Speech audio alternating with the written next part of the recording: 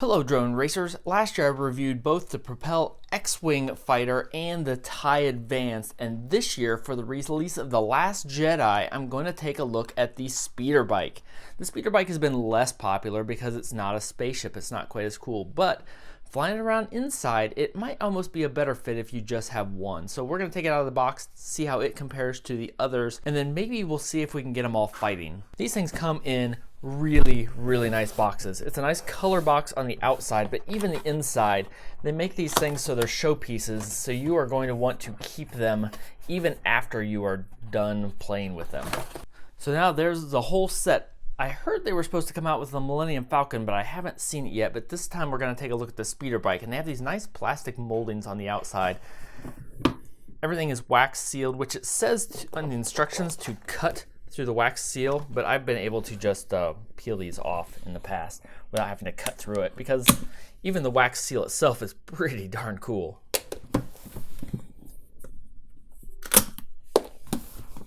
So now is the moment of truth.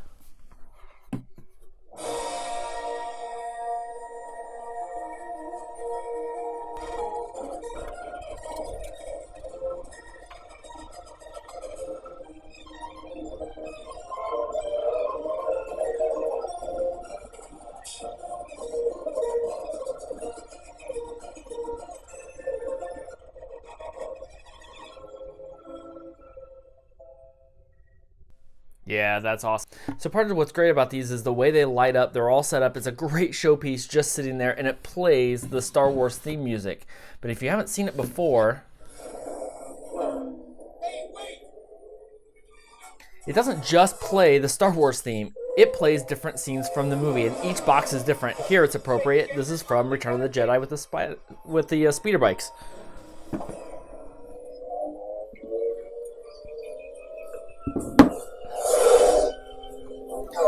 So while that plays, we'll take a look at the drone. I've already cut that short. In some cases, these playbacks are way too long. But here, take a look at the model now. He is just outstanding. The level of detail that they put onto it, the level of shading that they've got on it. The props go on the bottom for these, which makes it a little difficult to fly on carpet, but it also makes it so from above, you don't really see them at all, and they'll be transparent, which we'll take a look at in a minute. So part of what's great about these is they have a charging port built in here, so you can charge this, and it will charge both the speaker and the LEDs and everything in here, so it has its own memory inside to play back all of the recordings, and when this wears out you can just plug it in with the battery that's included in here and charge it back up. Then also the organization that they put into this, there's shelves inside the box here that are labeled, so you have a training cage, basically prop guards to go on the bottom, so if you're flying inside it's really nice because these just clip on and it helps you take off from carpet. Then there's one labeled for the controller, and these controllers are amazing. One, it has really nice feeling gimbals, and it has good buttons on them across the board, and there's a headset jack and a speaker built into it. And then we have a box for the charging base, and they have a really nice form-fitted charging base here, and the batteries are part of the body, so they're not really hidden inside. We'll just tear one of these open. So the seat is actually the battery in this case, and it looks like it will fit in that way. So it will click in place, and then there's a wall charger here. Comes with a USB charger and then a USB cable. This does look like it's a proprietary cable. Well, it's a barrel connector, but it's not a USB port. And there's even another battery in there. So this one came with 3 batteries, which is really nice. So I'm gonna plug these in and get them charging so we can do some additional reviews and see some flights. I was wondering, it seemed like I was missing a box. Here are extra accessories where it's nice. They give you plenty of extra parts. You've got additional nose guards because you might break those off. And then, wow, all kinds of little extra components. Basically extras for everything. And some of these probably need installed. I'll have to check the instructions, but some of them will be extra parts and pieces. Oh, there's extra pedals, there's extra everything, which is really nice. And then you have several sets of A and B props to spin the different directions. To show the ridiculous level of detail that they put into this, you've got your radio, which is really nice that I pointed out, and the battery cover is held on with 2 screws, which normally I don't like because you have to go looking for a screwdriver, but they even took care of that for you. There's a hidden compartment on the side that comes with a Phillips screwdriver made perfectly for these screws, so you don't even have to go look for a tool. You do have to provide 4 AA batteries. One thing that seems to be different last year when I would remove this and leave this off, there was actually an LED display in here with no batteries in, and it would play sounds telling you to install batteries like this. Good, good. Your hate has made you powerful. Now, fulfill your destiny and install 4 AA batteries into the battery compartment. The Force is strong with you, but you are not a Jedi yet. Now insert 4 AA batteries and achieve the full power of the dark side. Just unbelievable. May the Force be with you. This May the Force be with you goes under the battery cover. But this one doesn't seem to do that, or it doesn't have a charge in it. I'm not sure, but that was really cool with the other ones. It's a little sad if they took that out of here. It only mattered when you were installing the batteries. I mean, it was an awful lot of work for putting in batteries, but it was kind of cool. So on the radio, we have a bunch of buttons that are not labeled, unfortunately. They are labeled really well in the manual, so we'll take a look at that here in a minute. There also is a phone holder because there is an app that goes along with this. We'll see how much time we have to take a look at that, but there is a phone holder. What I was looking for is in the manual because it comes with a really nice manual. This is the 74Z speeder bike manual for the battling drone. This is the Imperial flight manual. So it comes with some of the best instructions that I have ever seen. It even includes the vehicle stats on a fold-out page here. So here you can have on one page pretty much everything you need to know. Where the lights are, where all the controls are. Here it shows you what the buttons do on everything so you know which ones you need. So speed change and counterclockwise rolls and what your gimbals are and what the buttons all do. Also, it gives you some fluff stats of the 3 different ships that are out for now. Some explanation about the case, so like how to charge it with the batteries that come, or with the battery charger that comes with it. I'm wondering if once the batteries are in, it has to charge something inside the radio that will add that little battery Easter egg. We might try that again before we're done. So here's how to install the battery. So it does show for the model how to remove it, but it doesn't necessarily say how to remove the guy. So we're gonna have to take a look at that here in a minute. Shows what the lights mean on, which is really nice because it blinks fast when it's charging. It's blue when it's 90%, so you know it's almost done, and then green when it's fully charged. I appreciate that extra detail so you know when it's almost ready. One thing I didn't show is the tool that these come with. They come with a tool for installing and removing the propeller. You actually want that on these. We'll install props here in just a second. And this basically just shows you everything. You're going to want to read through this because it actually does do a good job of showing you how everything works. So here's one of the things, the auto start. You're going to want to know because it takes off and starts automatically. It's not one where you push up the stick to take off. It's a button. So we'll take a look at that in a minute.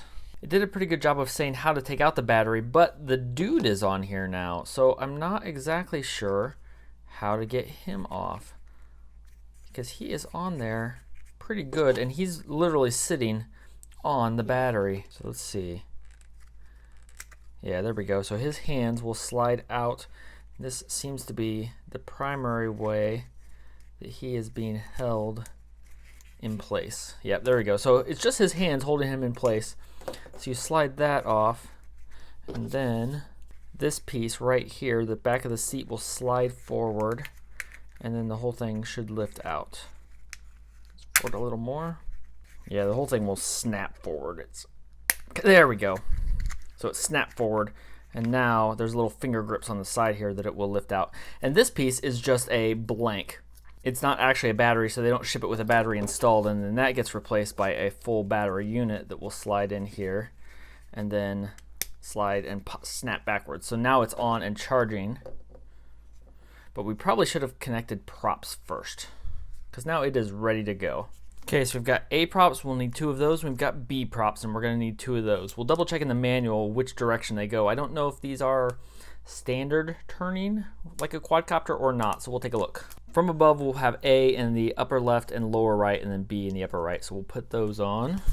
So now turn like this. I have A props, and we'll put these on the bottom.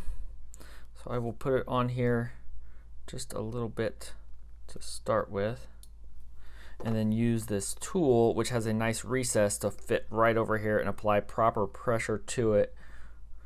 And that's really all there is to it. Let's say while we're looking at this, these are brushed motors inside of here. I've never taken one of these apart to look at them too closely, but those are 7 or 8 millimeters. They're definitely pretty big motors. Okay, so now we have that. We'll turn the radio on here. Good. So it syncs like a lot of other models. We've got one on, flashing here, go up and then down. Speeder bike engaged. Ready for launch. So it even knows they're tied together. So here's music modes I was talking about. You hold those, and then you can change tracks. Music off. Track 1. So it actually has a bunch of music here in itself. Track 2. Music off. So I'm gonna turn the music off for now, so it doesn't, so you can hear me.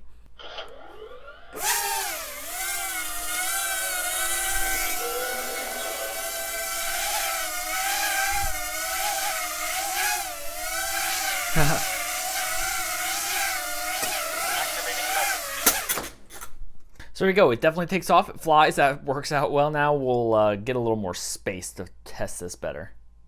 Okay, we'll turn it on.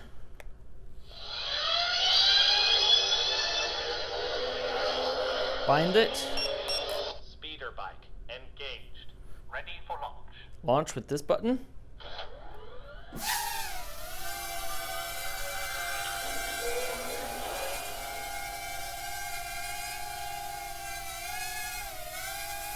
It's got pretty stable control. It's drifting a little bit, and there's no real trim. It looks good.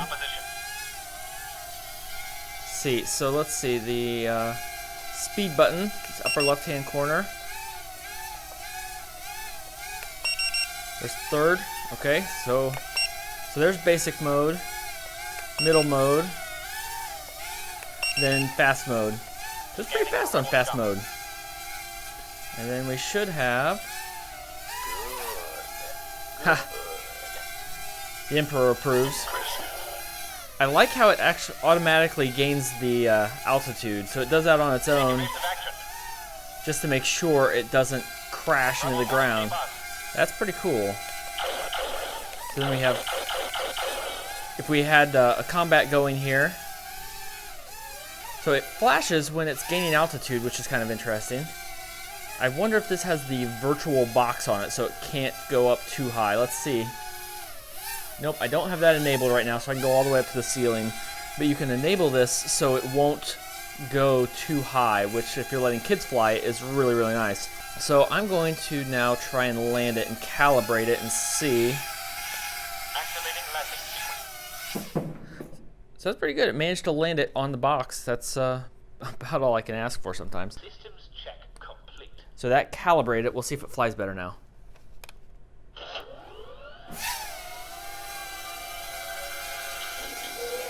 So being on a box like that isn't exactly the most level surface. I can definitely tell an improvement though, so that's definitely worth using. There, the lights are off now. So there's the lights off and then on, so you can decide which way you want to do it. So there I can actually have the music going while I'm in combat.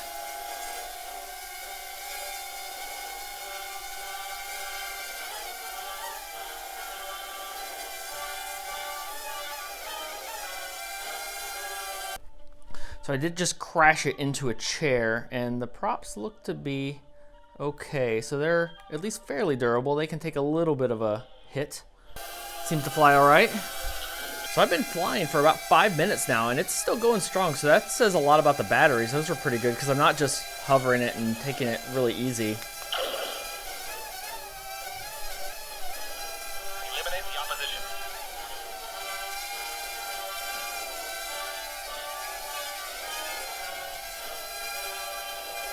Activating landing speed.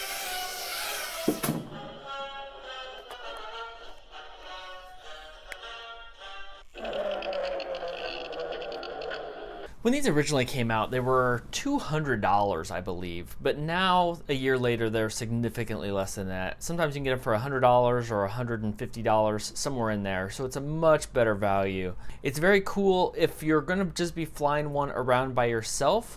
It's really nice, and they're definitely showpieces, so if you're going to get a drone that you're going to fly for a little while, then put it on the shelf, this is probably your best option because it's going to look really good, whether it's this one or the X-Wing or the TIE Fighter. What I'm really curious about, though, is how they look in combat. In this case, we're just going to finish this review for this model, and it looks really good. So if you found this useful, leave a like and a comment down below, and let me know if you want to see the app, how it works with the app, what you can do with the app, and then if you want to see them in combat, are you interested in getting several of them and having them fight together? Or are these just expensive enough for what they are that people aren't really going to be doing that?